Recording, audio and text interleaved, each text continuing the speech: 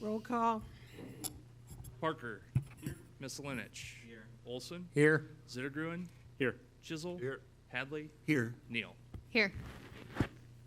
Very good. Public comment, is there anyone who wishes to approach the council on anything that is not on the agenda? Seeing none. Northeast Iowa Community Action Annual Report. Step up, just state your name and.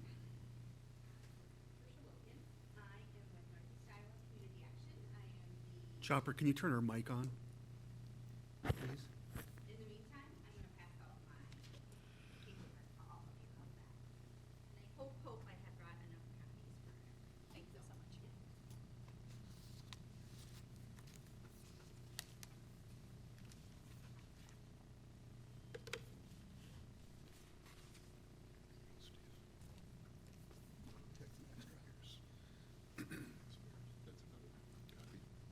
It's the same thing.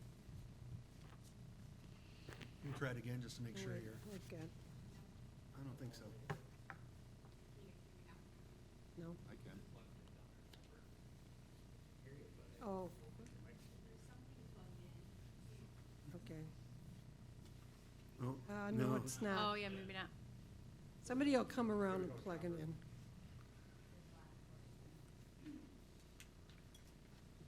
No, it doesn't plug it into the, At the bottom there. no, See where the silver cord is unplugged and the black cord?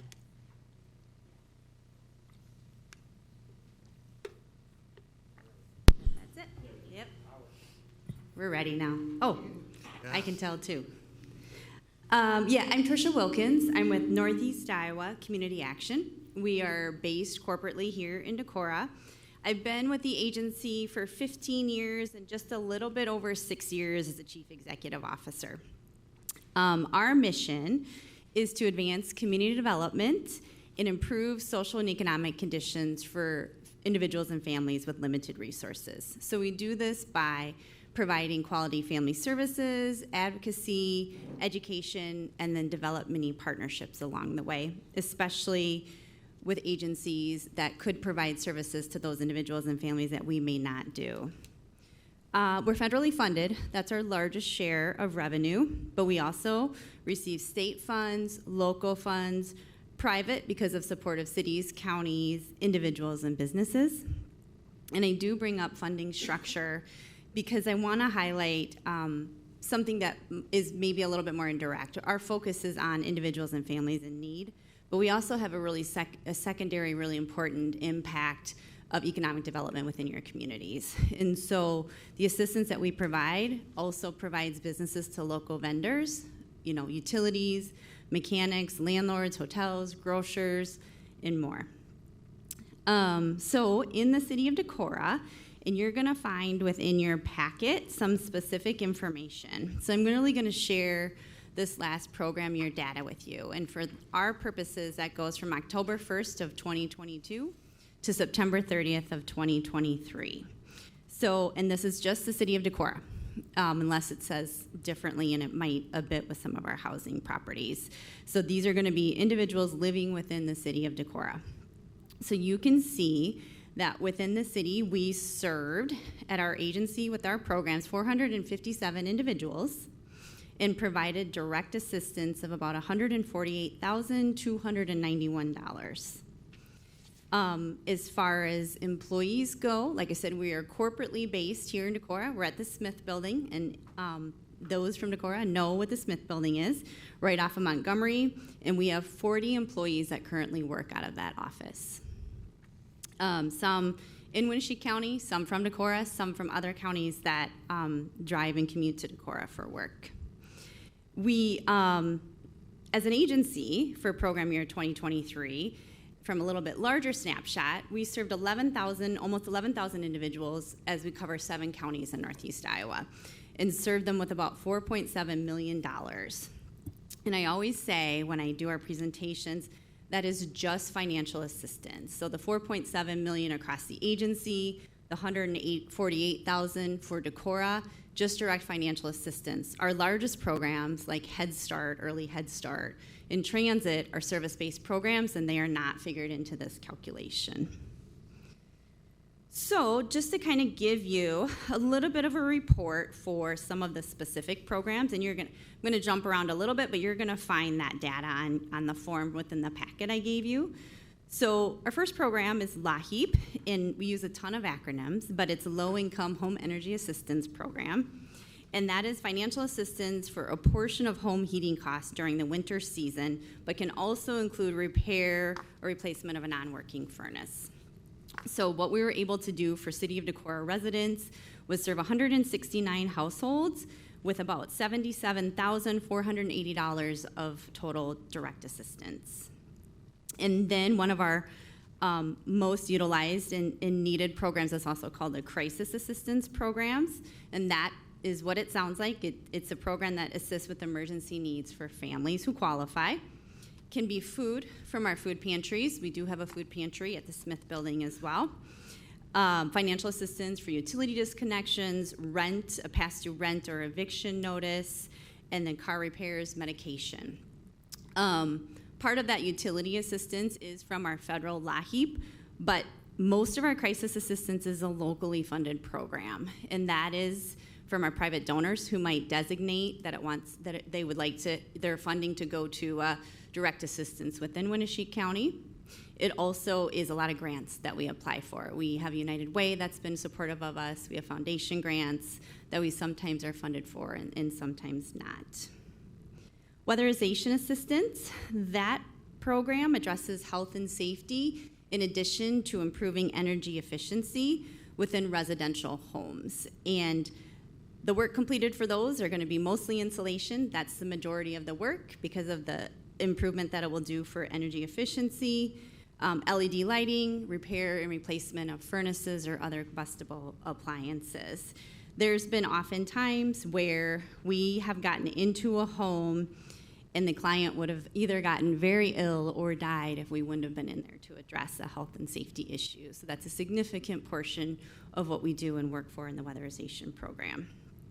Head Start, Early Head Start, most have heard of that program, both of those programs. We have 15 Head Start classrooms within our service area, within our 7 counties. We have one here in Decorah, and that offers free full-day preschool services. And our Early Head Start, and that would be the Head Start preschool program is preschool age, ages 3 to 5. Typical age for us is usually 3 to 4. And then our Early Head Start program is a home visiting program. And that's going to focus on ages of children from 0 to 3 and then pregnant moms. So the hope and goals is to start with a family in Early Head Start so we can help them transition to the Head Start program. And those programs work with families and children to improve parenting skills, parenting involvement, nutrition, health, social skills. It's not just education. It's not just preschool. It's much more than that. And in the City of Decorah, Early Head Start and Head Start, we served 17 families within this past program year. And then we move on to our Family Development and Self-Sufficiency. We call it FADS. It's a home visiting program, but it addresses families' basic needs and barriers. Oftentimes, those families and individuals working with our FADS program have some significant barriers. And our staff, it's very intensive. We do assessments, and they really need extra help to get on a better path. And the goal is to improve their children's well-being in addition to helping them develop a career path. Public transit, I probably don't need to explain that. Everybody knows what public transit is. We always remind everybody we're open to the public, but we typically, you're going to see we most often transport those with barriers to transportation, elderly, those with disabilities. We do a lot of medical trips within our area. And as far as transit goes, we provided 21,926 rides for City of Decorah residents. And just to give you a comparison, Winneshiek County, it's about 22-something thousand rides. So the bulk of the rides are coming from right here in Decorah. Could you say that again, please? For Winneshiek County? Yeah. I didn't bring that number with me. It was like 22,800 and some for Winnebago County, and then 21,926 for Decorah. I've got you, thank you. Yep. Those aren't two separate numbers. The one is included in the other one, is that right? Yes, absolutely. Gotcha. Yep, yep. Okay, thank you. Yeah, I wanted just to be able to compare. Our focus is Decorah. That's where the need is. If we had more drivers, we could hit the county more than what we do, but we're so in need, and this has been an issue for years and years, and COVID didn't make it any better. So our limited availability of drivers sort of focuses that in. So good question. Okay. And then we move on to low-income housing. I always want to make sure I mention that. We've built and own several homes and multi-unit apartment complexes that offer safe and affordable housing. Decorah has the majority of our low-income housing and rentals. Our Woolen Mills property, which is right downtown, we own and manage that property. That is a 15-unit complex. Low-income individuals qualify. Oftentimes there might be individuals with disabilities living there, but that is not a criteria to qualify for it. In addition, Washington Court, right off of Washington Street, that is also a 16-unit apartment complex, and that is serving seniors within that particular area. And then we have Ridgewood Duplex right off of Montgomery, and individuals with disabilities who require 24-hour care occupy that. We don't provide the services. We serve as just the landlord for the property. All here in Decorah.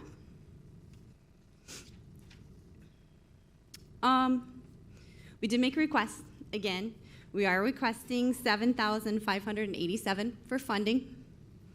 We are not asking for funding for transit this year. We do understand the challenges that our communities are facing with their budgets. But we also rely on our community support in order to be able to continue to provide the level of services that we do. In our rural areas, our administrative dollars run short, which is probably not unknown or unheard of to you. And we have a lot of unfunded programs like food pantries. There is no funding for food pantries. We rely on donated food, donated funds in order to operate those food pantries. So I just hope you will consider it. And I'm here to answer any questions you have. What kind of questions? Anybody have any questions? So the request of funding that you're asking for, can you tell me what that would be used for? Well, we typically use our community funds for outreach services. So when somebody in need is in a situation they don't know where to go, they're usually going to come to us. They're going to come to our outreach office in Winnebago County. So it's our staff person who will assess their needs, help them apply for maybe LAHEAP, Head Start, Early Head Start, crisis funds. So it's that staffing and administrative and other administrative costs that go with that. That's typically what we need it for. We have utilized local funds for non-federal match for some of our programs that require it. Our FADS program has typically required a non-federal match where we cannot use federal dollars for that. We are required to utilize the money from each particular community for their community residents. So are you not asking for transit because you don't need the funds? They're gonna skimp by this year. We always need the funds, but my priority is the agency money. So we are just not asking for it because we are just hoping to plug along with that. Okay. Anyone else? Yeah, and throughout the other counties that you serve in the other communities, is that similar that you're reaching out to the other communities Oh, yeah. for that dollar per citizen and that? It's dollar per capita, so that's what we ask for. And we make requests from all of our cities and all of our counties. Are there any housing projects on the radar or agenda, or is there, after our chamber and community and other people have done housing studies, and we can see that there's a low-income Yeah. housing problem, especially for single women with children? Sure. And that's almost impossible to meet from a private commercial developer standpoint. Yep. And it's very difficult to meet from a nonprofit standpoint too. We don't have any projects going on. We are at absolute full. We have one person in our housing department, so she is busy managing the complexes that we have here, Decorah, Wenatchee County, and our other counties. We have several lease purchase homes that we work to build, manage, rent to those who qualify, and then move those out so they can purchase them, and we still own several of them. Not to say there wouldn't be in the future, but we don't have any right now. And it is hard. If we could get more incentive to cover our costs in low-income housing, I think it would be a lot easier, because we don't have to make money, we just need to cover our staff costs and our maintenance What if we costs. said we're allocating the $7,000 towards your housing program? I don't know. I think I would have, we don't have, it depends on if there's any additional restrictions. It depends on what you would want to utilize for that. Like, Because if your work is managing those places, Yep. and you only have one person doing it, and you have a capacity problem, and that capacity problem is not allowing you to recognize the need because you have a capacity problem, it would seem like partnering would, in supporting that would be a good thing. Just like we had asked economic development to focus on that as well. Especially when you have some creative things like Ridgewood, where you're not the, you're the agency, but you're not the operating agency. And somehow that worked out. And you were in the past able to develop things like Washington Court or the Woolen Mill, where those were creative. Yeah. Those were creative projects. What's it going to take for you to be able to do a creative project? probably more than $7,000. We are at capacity. We are doing well with our one person managing. What we would struggle with is to have a big development with the staff that we would have. So we would have to hire or consult to be able to make that happen. Sure. So, But it's happened in the past, and and we did have staff in the past. And Oh, you so had we've more had two staff. We had two staff in the past. okay. Gotcha. Thank you. Yep. I like where Ross was heading with that. I mean, the idea behind, if we can have something specific that we're allocating that money for you guys, I think that would be beneficial. We all know what a crisis we're in here with our budget crunch we're gonna Yep. face this year and stuff Agreed. like that. So if we can, for the public's benefit, specifically say this money's allocated for such and such a thing that the public sees as a real need, I think that would help immensely. But can we not assume that the $7,186 or $587 is essentially supporting all of the work of community action? Right. And the reason why we use it for outreach is it's short in funds. Our LAHEAP admin, and that's the money that pays for our staff to do applications and to meet with them, runs short. Our CSBG, when they are there present, but they may not be doing a specific LAHEAP thing or a specific Head Start thing, can't charge to those programs. And that's where our federal CSBG money comes in. That funding supports them being there when somebody comes into the food pantry. And so it is an entire agency. They may give a referral for housing. It's probably limited on the work that they have to put into that. And so it is. I mean, that's, again, historically what we've needed and utilized those funds for. I know that we'll have a chance to discuss our allocation during our budget process. Yeah. And so I'm grateful, for everything you've shared with us today. My question is just, did you say 40 employees? 40 employees out of the Smith building. Thank Yes. you. Yeah. Anything else? No, but thank you for all the work that you do Thank for our you. community. You're a tremendous resource. Thank you. Thank you very much. Thank you for your I'd like time. to second that too. I mean, all this, everything you guys do is very critical to our community, so we you. sure appreciate exactly everything you do. Any more questions? You want me to come back, talk further, just let me know. So, Thank you. okay, thank you. Okay, consent agenda. Item A, minutes of the December 18, 2023 meeting. B, claims. C, reappointment of Scott Tim and Tina Hall to Tree Board. D, reappointment of Sandy Baro Katan. Thank you. Sorry. To Human Rights Commission, appointment of Jeff Clement as Fire Chief, Mike Ashbacker as First Assistant Chief, and Kyle Coles as Second Assistant Chief per City Code Section 2.14.020.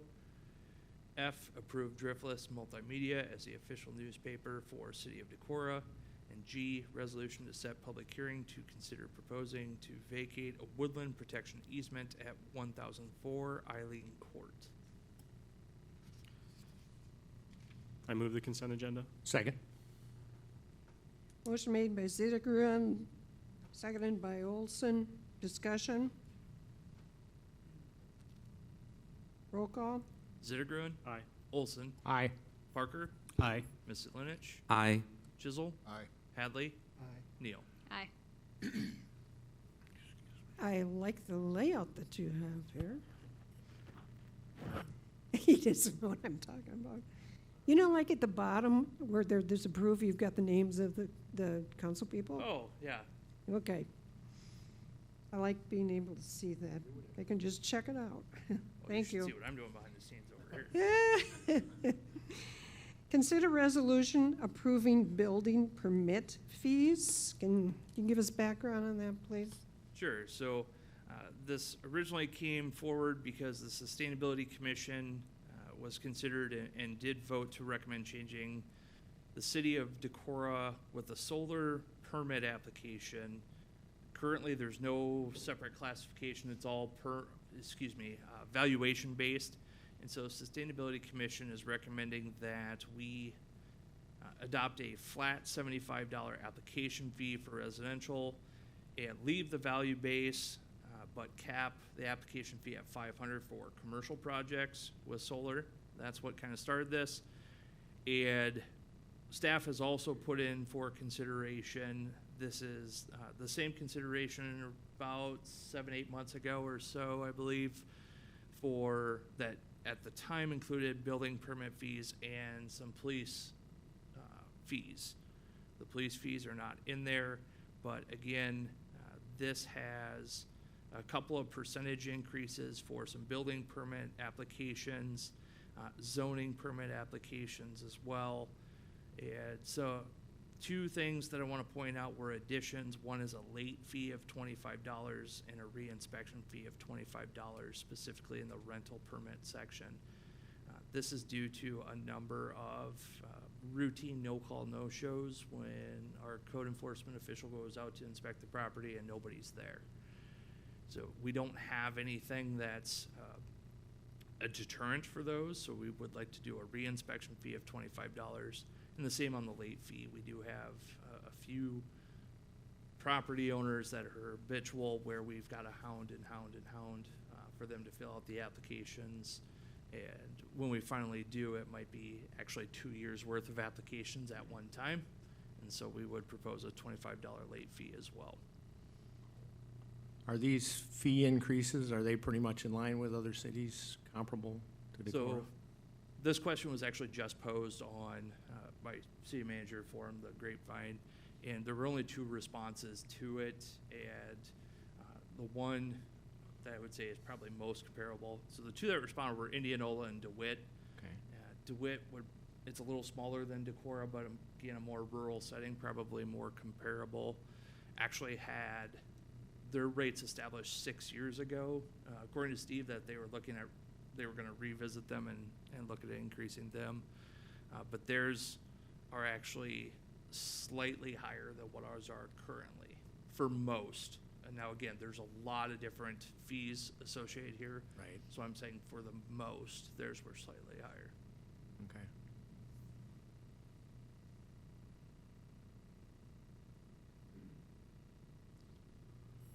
So there are 2, I want to point out, there are 2 attachments in the council packet. One does have, excuse me, let's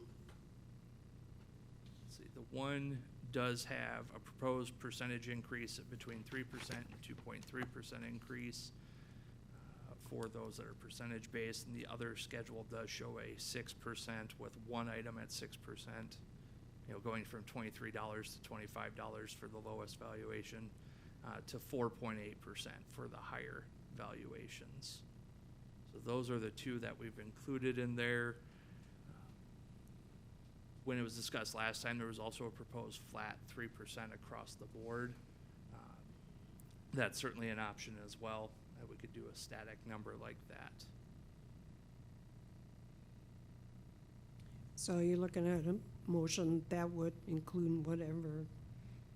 So staff would propose, these fees were set about 3 years ago now, if I remember correctly, and they have not been adjusted since. They were not considered at the last time this was presented. And so staff would recommend the higher 6 to 4.8% increase. Again, 6% is $23 to $25 on a project up to 500, and the 4.8 would be for projects from 5.2% for projects between 500 and 2,000, and more than 2,000 would be 4.8%. Thanks for the background work, Travis. I guess, I appreciate your desire to make sure our fees, sort of cover our costs.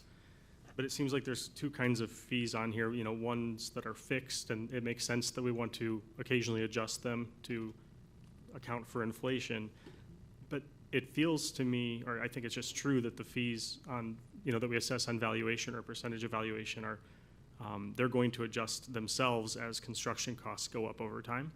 That is, we collect more money as projects get more expensive. And so I'm okay with changing the fees that are currently fixed prices. I'm kind of curious if other council members, maybe it's true that we simply, our fees are too low as a percentage of projects and we need to up them. But over time, if we think that we need to continue to raise the valuation range fees, over time that'll approach 100% of the project. If we did that 2 or 3% a year, does that sort of make sense? What I'm saying, that there is a self-adjusting mechanism built into the valuations because construction projects get more expensive over time, and so if we need to change them once to get them right, that's one thing. But I don't think that we should be adjusting these kinds of fees regularly.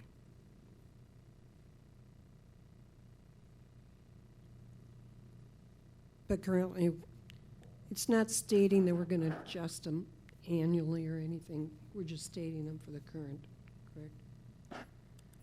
Honestly, if I could voice my opinion on this one, I feel like in regards to, I know you made some comments on increasing percentage-wise. I feel like, especially with current trends in regards to cost of building and all that stuff, I feel like it would be beneficial, especially not to have to revisit this a lot in the future, is just have a set rate every year that we assess in regards to they would go up, or we have it set out where it's a set percent. I just say that because it already is in the way of being there, and people can already be prepared on what they would be expecting if they do prepare to do something, whether it comes to building or inspection in that regards. So Christopher, just to make sure I understand, you're saying that you'd like to see us sort of say that we're going to raise these fees automatically each year? Well, yeah, that's my thought process in regards to that. I just say that now because I feel like when it comes to other, things sometimes, not necessarily maybe in regards to the city, I know you have in place maybe a set percentage a year that may be considered of increase, or, just depending on that stature. I'm inclined to lean towards Steve in terms of that there's an automatic increase in general built into valuations, right, when they increase. And I'm much more about fees that reflect actual costs, and are we covering costs, as opposed to just like we should raise it this percentage, picking it out of the sky.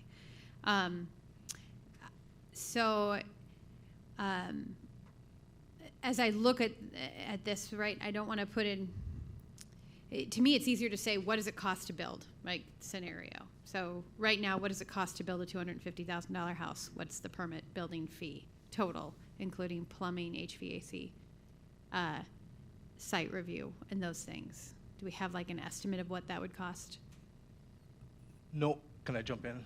Go for it. I know when Steve made the comment too, as construction costs rise, that the permit rises, and it doesn't. Because everything is square footage based, so if you build a 2,000 square foot home, if the client is building it for $750,000, the permit is the same as if a contractor built it for $200,000. But that's not Then- what's reflected in Yeah, our document then why does our document that say shows the building valuation percentages driving the permit costs. Because that's building valuation, not cost. Right. Yeah, but wouldn't a billion, I mean, your house is going to be valued more if it's, Building valuations are all based off of International Building, IBC 2018. or 1997, Oh, the 97 one. yes. They don't get updated annually? They get updated about, commercial gets updated about every 3 to 6 months. And they actually have the new 23s and 24s out, but we just wanted to start out at the bottom with the 1997. And with these increases here, it gets us up to about the year maybe 2000. So it's still not with today's rates at all. I want to understand this better. So a 2,500 square foot house, 5 years ago, the building valuation data would say that was worth, let's say, I don't know, $300,000. Is it a higher number now? Oh, yeah. So it does go up over time. That's where the increase happens. Right, but we don't get any more permit-wise, because it's based off of square footage. We have certain amounts set aside or written down. So say square footage on a brand-new home, main level's $112. That's the fee that we use on all of them. And then whatever that comes out to, 112, say times 2,000, I'm not going to do the math in my head here. But then that factors in to those charts there with that range that it fits into. so then why does our chart say valuation range, right? So- That it's based on building valuation? Right, and right above both charts on both exhibits 006C and D, it says building permit formulas according to 1997 1997. Uniform Building Code, Table 1A. So that valuation is not what the assessor is gonna go out and put it on there today. That's based on what the valuation using this 1997 Uniform Building Code says it would be worth. So we are using 97's valuation to calculate the permit fees. Okay, well then, that's a really helpful clarification, Greg, and thanks for being patient Yeah. as we came to understand it. My concern is thwarted, and I feel dumber. I don't think I'm understanding, because you're telling me that, so no matter how big the first floor of a house is, or how much marble or gold you use in it, Right. the value, we assess the same fee. It's all $112 a square foot.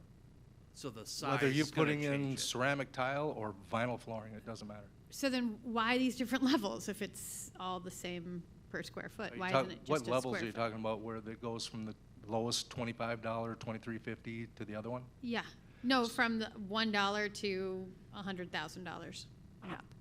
$1? If that's one up to 500, then 500 to 2,000. Okay. Yeah. So Greg is pointing out, so it's $112 per square foot is the valuation consideration.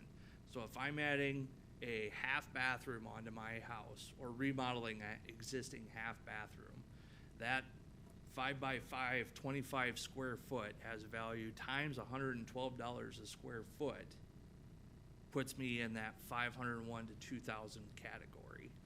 But if I'm doing a 3,000 square foot house, that's 3,000 times $112 a square foot, regardless of whether I'm putting vinyl flooring in, laminate countertops, and So this is a particle board bad idea, shelves. is really what you're saying. Yeah. That we're really not capturing the value of what's being constructed.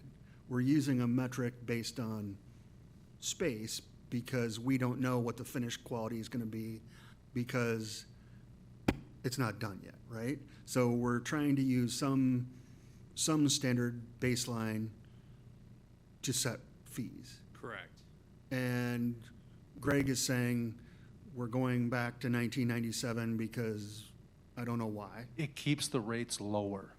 Sure. Okay. If that's the goal. And so the goal was to start using some sort of baseline metric that we haven't done in the past. These were set without any basis then. We believe that was set to keep the cost of the permitting low so that your value has a lower per square foot consideration than today's standards. That's why we believe 1997 rate structure was adopted when council first set building code, first adopted building code, to try and ease the pain, if you will. Can you separate out, sorry, were you, No, keep going if you. I'm not quite done. So I just need to talk through it, right?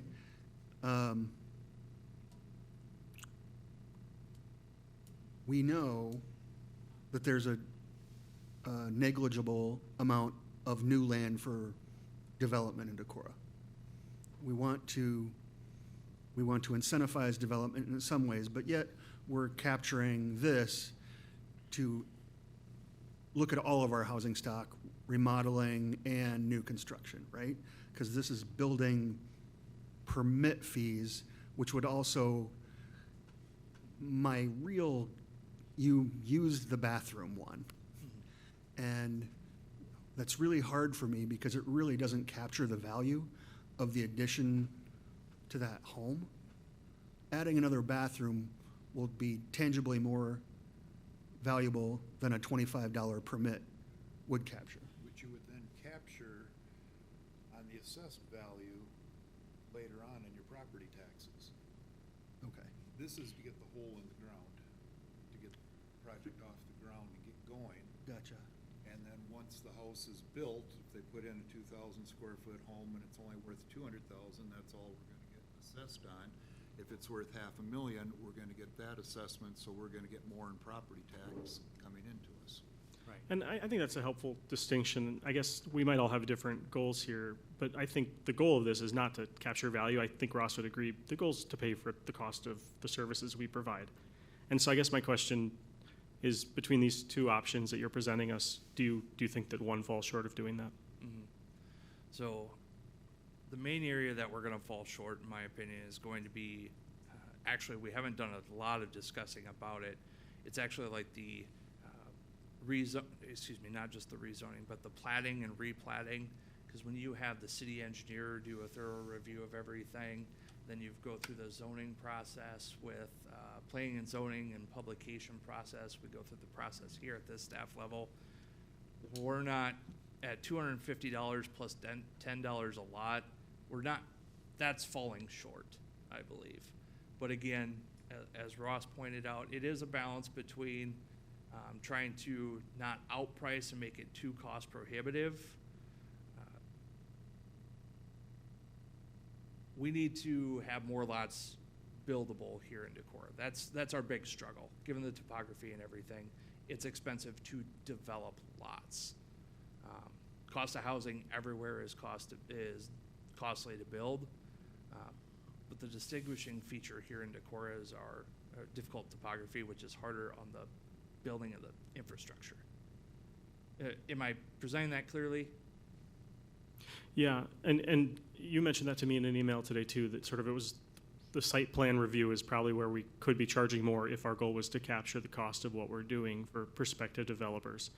You know, and one thought I had sort of as I was thinking about that, just that, you know, when we talk about the cost of construction, the fees that we're passing are part of that. You know, 2 to 3% of everything that goes up in Decorah, 2 to 3% of the cost of it is our fees. Mm-hmm. And so, you know, when we talk about our goal to make building more affordable, this is one of the places we have a little leverage. And so I'm okay taking a little bit of a bath on our site plan review process if it means more lots get developed and people are able to invest in the community and build housing and provide us with the things that we want or need. So I'm okay with it. I'm okay with the current setup. So I have a question. This also then is impacting remodels, correct, of houses? Correct. So if a person was gonna remodel their house, what they're really looking at is this valuation range they go to, and then they pay a fee based on how much they're gonna remodel, or are they doing it by square foot? So they turn in, it's by square foot, and then Greg, using this 1997 Table 1A, gives them what their fee is.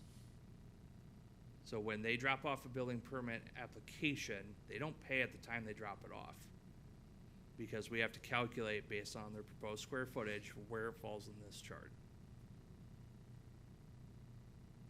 And that number has been $112 a square foot for new residential construction, and will continue to be that as far as unless we change our code. Yeah. Okay. Yeah, that we're not gonna change, and like you mentioned, a remodeled property is at $75 a square foot. So if you redo your bathroom, replace a floor, put in a sink, do you pay a building permit fee, or you don't? You just do it? And you have to pay $75 per square foot? $75, depending upon what they're doing. Like if I'm simply moving a plumbing fixture, I know we've come across this a couple of times. If I'm replacing my sink, no, that's not a building permit, that's a Right. maintenance. Right. You don't need a permit for that. But if I am relocating my sink from this side of the kitchen to the other side of the kitchen, Tearing out all the cabinets, moving walls, opening up walls with headers, then there So if is. you're just upgrading, you don't need a building permit? Yeah, cosmetic, no. I don't do anything with those. People call in and let me know, and I ask a few questions, and if it's just cosmetic, I say, don't even worry about it. And this is residential and commercial? Okay. correct. I just worry sometimes that I hear a lot of people are trying to, I wouldn't say remodel, but upgrade their home, and that building permits are cost prohibitive, right? I mean, if you're gonna spend $2,000 on a project and $250 on a permit fee, that is a lot of money, right? So sometimes it's hard for me to see the numbers unless I'm thinking about an actual project, which is why I still like the idea of a $250,000 house to build one. What's the actual permitting to build it? What's that gonna cost a person, right? Between site plan review, getting the water and sewer if they need that, like what is the actual cost to someone building those houses? That to me answers the question, is this cost prohibitive in my mind? But I don't know if other people think that way. I think along those lines. I think the answer's somewhere between 2% and 4% for pretty much all residential construction. And that gives you at least a ballpark of what we're talking about. So to Christopher's point, for transparency and people needing to be able to know what their all-in costs are as they go for permitting or whatnot, do we have a simple, or could we, could staff develop something where I check commercial, residential, square foot of building and have it tell me what my costs are? Because right now, honest to God, if somebody came up and said, Ross, I just bought the old Montessori school, and I want to remodel it and add something in back where the land isn't there, or is open to build. I know they would have X number of square foot that they could figure in, and then they would have to figure out the calculation of new construction and things like that. And I'm not sure I could even explain to them how the valuation or the building fee process works. I have a sheet that I include with every single permit that has the numbers and the breakdowns of every square footage requirement, right down the line from their garage square footage, their home square footage, to roofing, windows, everything, and that's all Right, but this is spelled not out. residential, this is commercial. Commercial also. Yeah. Okay, so we do, Yeah. we have I something. include it with the permits on all of them, and the owners get that breakdown. Okay. And residential and commercial our fees are the same structure. No, commercial is based off of the ICC building valuation data. So we're only We're voting only on look- residential then? We're only voting on residential right now?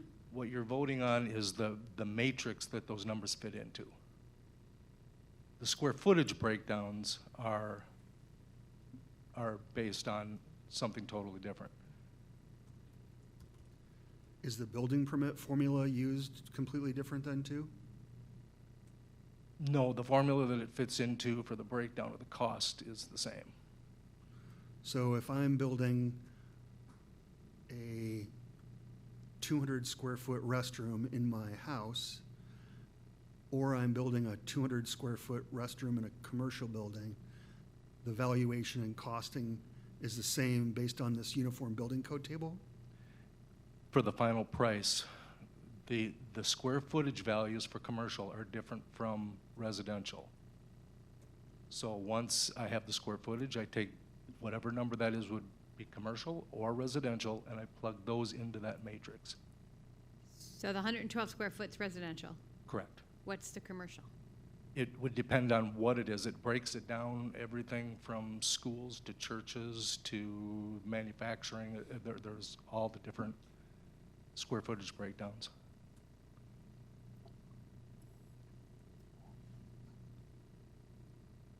So let's back up to square one again. So what staff is asking for is that we approve the building permit fee at the 6%, the higher level? Is that what you guys are?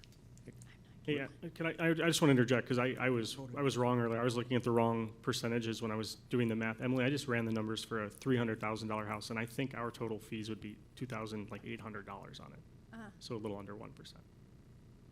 So actually, there's a great example on our website that's under the building code section on our webpage. What might be of value is if council tables this item, we can, as staff, better prepare examples and everything for staff, laying this out. The resolution, as I have it drafted, would go into effect March 1st anyway. Again, the timing of which is, not many people are pulling building permits right now to do additions or solar installations right now. So let's try and get it adopted before spring was our thought. And it would be helpful to me, and just could be the way my brain works again. I'm having a difficult time understanding the $112 per square foot. We're not actually changing that analysis. We're just then changing the valuation range price, but then I don't understand it if we're doing it on square foot. Like, I really don't understand how we're figuring this out based on what I'm looking at and what you're telling me with words. So it's keeping essentially the 112 for residential static. That's not changing. What's changing is the amount. Once you get your 112 times whatever figure it is, again, if it's a $400 square foot addition, that 400 times 112 stays the same.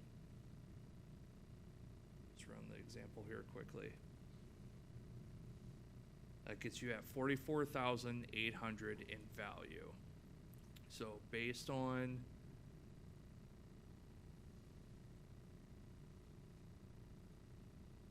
all right, so 44,800 right now is $391.25 for the first 25,000 in value, and then 110 for each additional 1,000. So we've got. It's 1010 for each additional. That helps me. Yeah. Nope. By doing that, now I understand how you're getting the number. So using $10 per additional 1,000 for easy figuring, that's 23 additional, yeah, so 230 plus 391. So 620 roughly is what your building permit fee would be. I think we'd make a motion to table until the upcoming second meeting in January to allow time for a different presentation. I will second that motion. Motion made by Hadley, seconded by Olson to table until, I think it's the 18th, or the second Monday in January. Tuesday. Tuesday, oh, that's Yeah, right, I think it's Tuesday. the 16th, yeah. Just a quick question for staff, pertaining to Christopher's earlier point. Would it be easier or more simple to update the uniform building code table we use to a later date? Or just say, I mean, find what we think it should be, pick that date, and say every year we're gonna advance that 1 year? And then it is baked in? I'm just curious, I'd like you all to consider that, and if you think it's a worthwhile option to pursue, I'd like you to, maybe present it to us. Sounds good. Okay, any further discussion? And just for a point of clarification, just so I can educate myself in the meantime, I'm on the website now and I'm looking at the building permit application. Is that what you were referencing? That's simple? So if you're on building code and inspections page, Mm-hmm. under additional information, the home valuation sample equation. Okay. I guess I was under building applications. Under our forms and applications, there's a secondary place I should be looking? Gotcha. So if you go under departments, building code and inspections,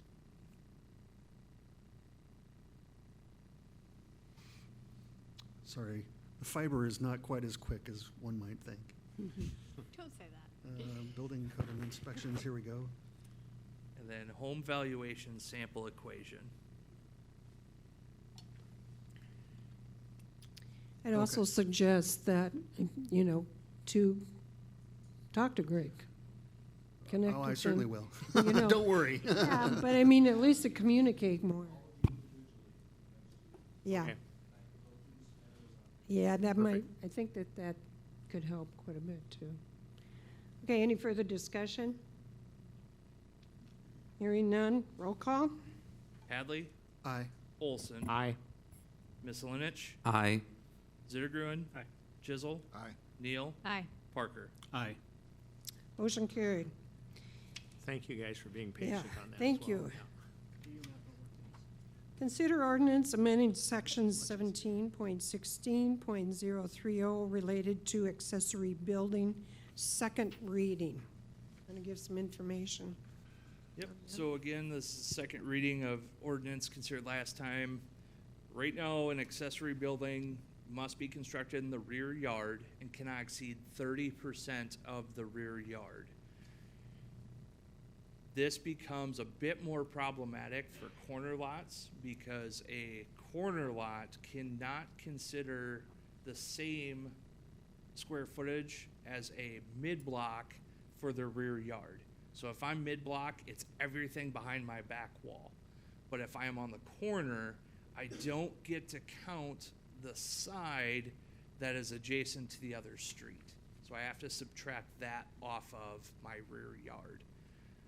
So when P&Z was talking about possible calculation change, how to take that corner lot consideration in, they actually landed on this fairly simple solution that in that maximum 30% requirement, it does have one sentence that says the proposed language nothing in this code shall prohibit somebody from building a 550 square foot garage. So planning and zoning recommended changing that from 550 up to 750. So even if your rear yard consideration says you can only have a 600 square foot accessory building back there, this sentence will give that exemption that you can at least build up to a 750 square foot. Hadley will make a motion for the ordinance amending section 17.16.030. Second. Have we had any comments come into the office? I haven't received anything. Have you? Motion made by Hadley, seconded by Zittergruen. No No, it comment. wasn't me, it I was mean, Chisel. I'm sorry, Chisel. And there has been no comments coming in. Any further discussion? Hearing none, roll call. Hadley, Aye. Chisel, Aye. Olson, Aye. Zittergruen, Aye. Neal? Aye. Parker? Aye. Ms. Linich? Aye. I would move to waive the third reading and adopt. Second. Motion made by Chisholm, seconded by Olson, waive the third and adopt. Any further discussion? All right, that was motion by Chisholm, second by, It was me. Olson. thank you. I was first. Steve was. It's the mayor's choice. That's why I was just asking for Zittigru. clarification there. It's the mayor's choice, of I course. saw which hearing aid I got. No, I don't know if it's this one or this one. You gotta sit on the other side. Usually Gotta be on the usually good- you're a little further down. I mean, I'll speak up next time, Mayor. okay. Zeta Gruen seconded in that. Okay, Say yes. Now we gotta change. any further Now we're discussion? switching to Zittergruen? Yes. Yes. Roll call. Aye. Chisholm? Zittergruen? Hadley? Yes. Neal? Aye. Parker? Aye. Ms. Linich? Aye. Olson? Aye. Motion carried. Thank you very much. Consider approving police department sign on bonus. Okay, so the city currently has a $10,000 sign-on bonus for any certified police officer that, in the state of Iowa, that joins the Decorah Police Department. It's paid $25,000 at sign-on, $25,000 6 month, $5,000 at 1 year.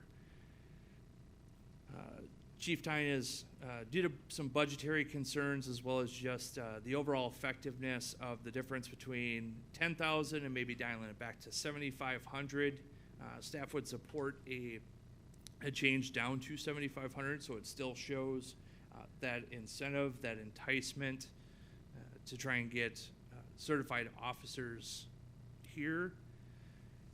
The only drafted change between what's currently in place and a proposed change down to 7,500 is that cost difference with the last payment of 2,500 as opposed to 5,000. But something that might also be considered that might make this more appetizing to a candidate is it has a 5-year prorated repayment that's currently in place. And so if council wants to dial that back to maybe a 3-year repayment, so it's $2,500 each year prorated, that might be more appealing than being locked in for 5 years.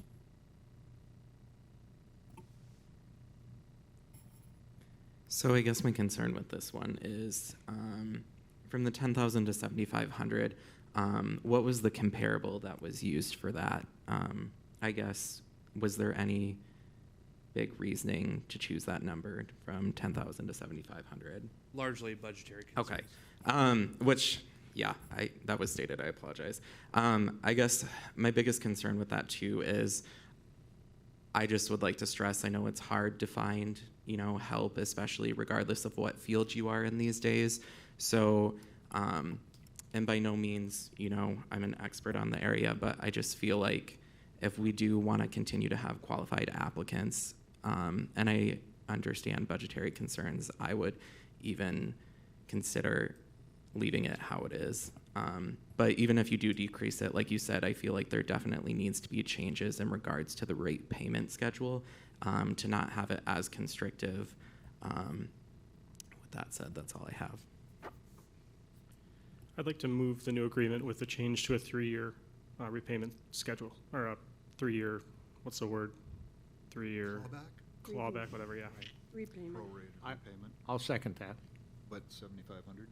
Yeah, at 7,500. Yep, I'll second it. Second that. Okay, motion made by Zittergruen, seconded by Olson. Teachers' pets. Anything else you need clarified? Nope. Okay. Could you clarify for me? I feel like at one point the bonus was for certified officers, and is that still what this is all about? Correct. So yeah. on certified officers, there's no incentive. Is that right? Correct. No. All right, good. Okay, any further discussion? Hearing none, roll call. Zittergruen? Aye. Olson? Aye. Chisholm? Aye. Hadley? Aye. Neal? Aye. Parker? Aye. Ms. Linich? Aye. Motion carried. Consider a professional services agreement with WHKS for 2024 bridge inspections. WHKS has done these inspections annually for us for quite some time. They were the engineer on Pole Line Road Bridge there as well. They are kind of the go-to in the state of Iowa when it comes to bridge work, and city engineer sees no reason to not continue that relationship.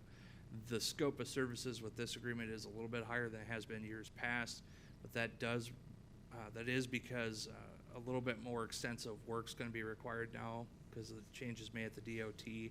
We'll now have to also do channel depth that'll be measured periodically, which this is our year to do that. I'd move for approval. Second? Motion made by Chisel, seconded by Olson. Discussion. Just, it says it's billed hourly not to exceed 7,000. I looked through the agreement looking for what the sort of hourly rates were, and maybe I missed it. It's a long agreement. Yeah, not so much. It's just based on whether it's senior engineer, regular engineer.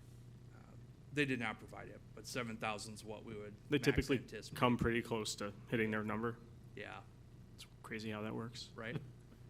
Okay.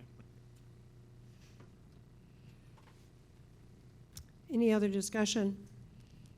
Roll call. Chisel, Aye. Olson, Aye. Hadley, Aye. Neal, Aye. Parker, Aye. Miscelinich, Aye. Zittergrun. Aye.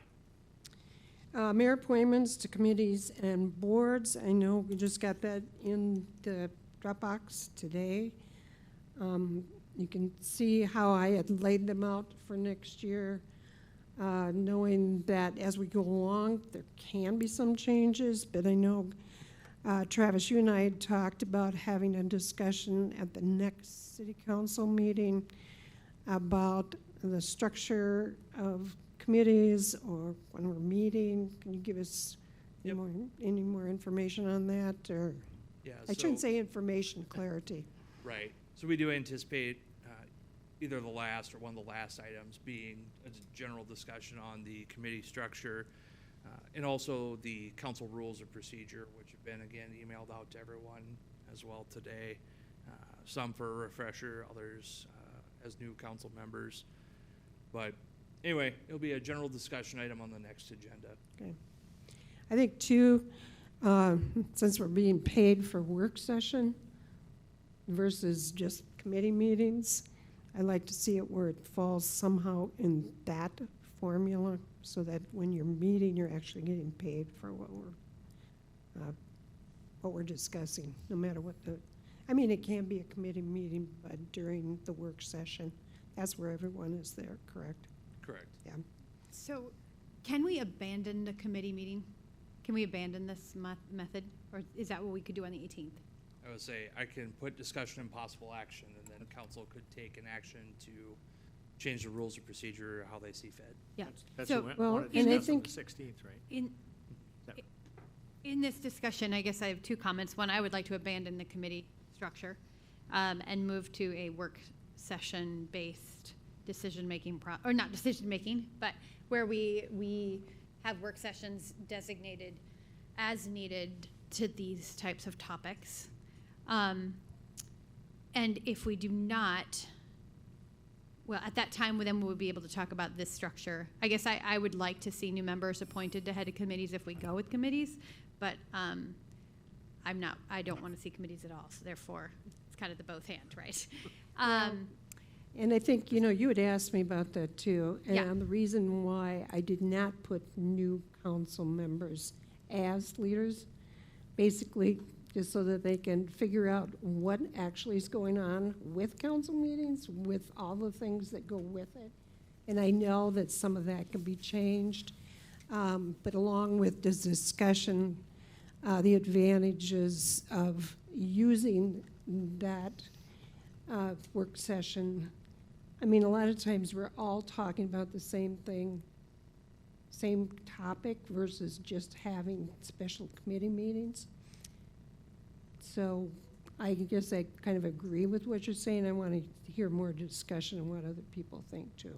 Yeah, and my comment would be about, I think all of us up until this point, when we first got on council, were heads of committees. We figure it out.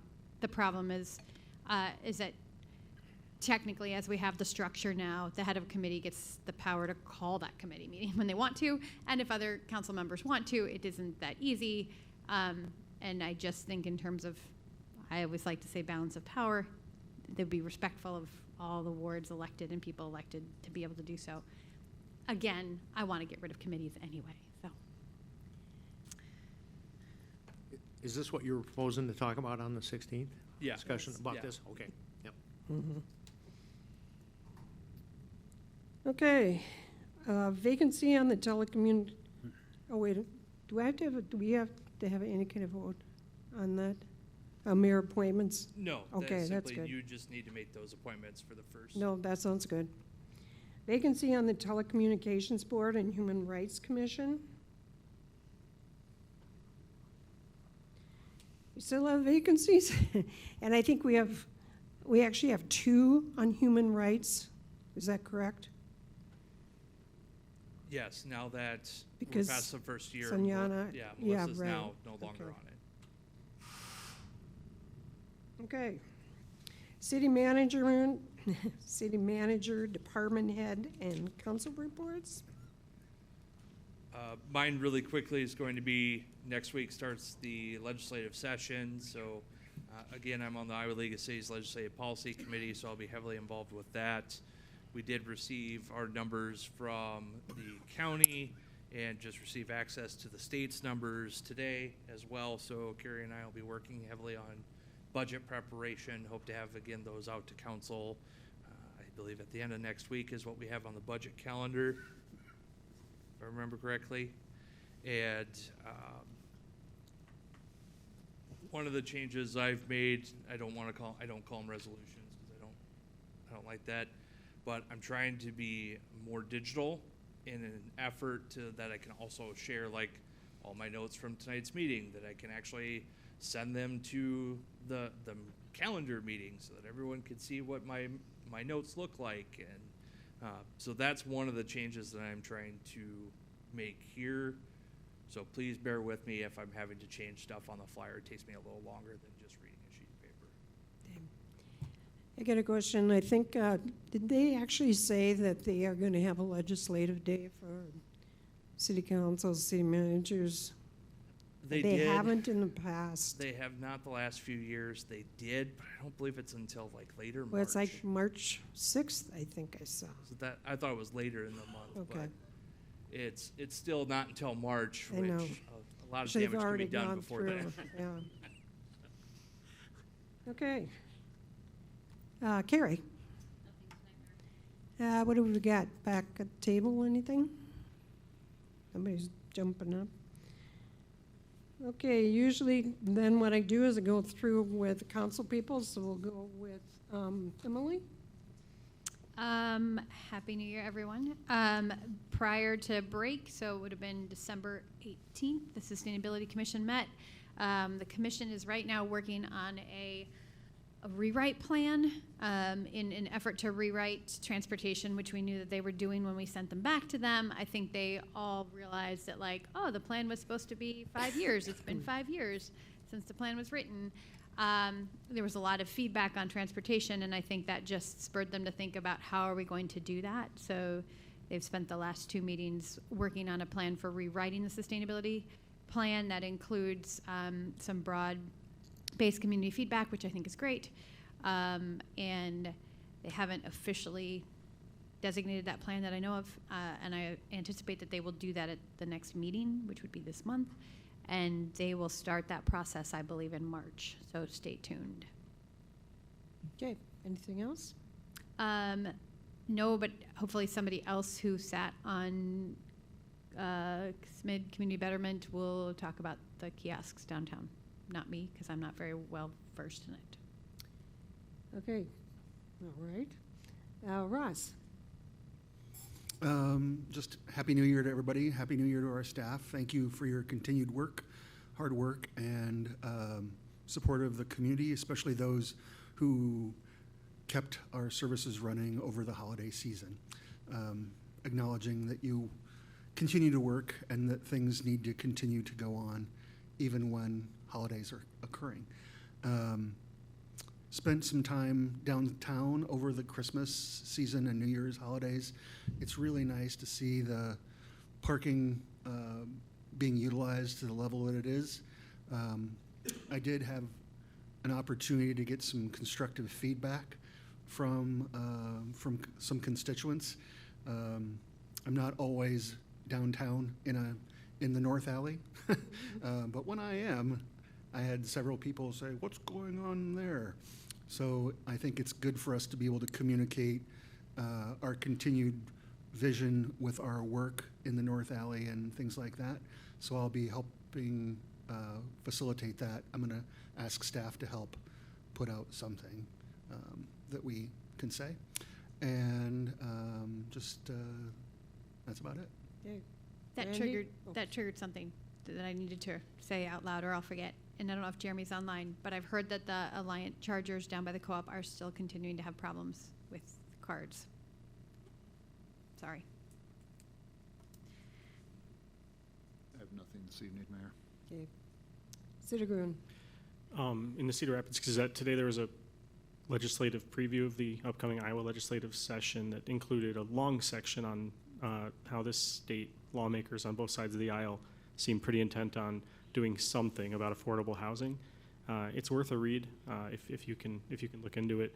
And it inspired me to send a few emails telling them, how they could make my job easier. I don't think that their proposal is going to be give cities a lot of money to build housing with, but might be this pretty high leverage time for emailing your representatives, and so I'm encouraging you to learn about what they're considering and sending emails to the extent that that appeals to you. Okay. Kirsten. Nothing tonight. Well, just think, you two have made it through one meeting. Any comments? I have nothing tonight. Okay. Brent? I'm going to take a Steve Zittergren playbook and be a little winded here for a minute, so bear with me right at the end. First of all, I want to thank everybody for welcoming us up here. It's been a kind of an adventure to get up here. I want to thank everybody that ran in the last election, even the individual that ran against me. I think it's great that people are in the community are running for elected office, and appreciate all the voters who came out to vote. I think it's pretty incredible to watch that process happen and obviously be a part of that process. Real quick, back to the consent agenda. I just wanted to, the old fire chief, Mike Ashbacker, I just wanted to say thank you for your service. I really haven't got to talk to him with that. I'm super excited about Jeff Clements being the new chief, a phenomenal individual. And then also Kyle Coles, just a great guy, and it's going to be an awesome second assistant chief. And if I could pick two paramedics to be there if I needed it, it would be Kyle Coles and then also Mike Ashbacker. So I just want to throw that out. I really have nothing else, and that's it. That's great. Thanks for pointing that out, especially as long as Mike's been on. He's not going away. He'll be around, but Yeah, I was You already definitely glad. see it. I was definitely glad to see him still on that roster. So. yeah, I think they say that they've seen that he's been able to relax a little bit. Okay, anything else to come before the council? Not, I'll take a motion to adjourn. Move to adjourn. Okay, we're done. Thank you very much.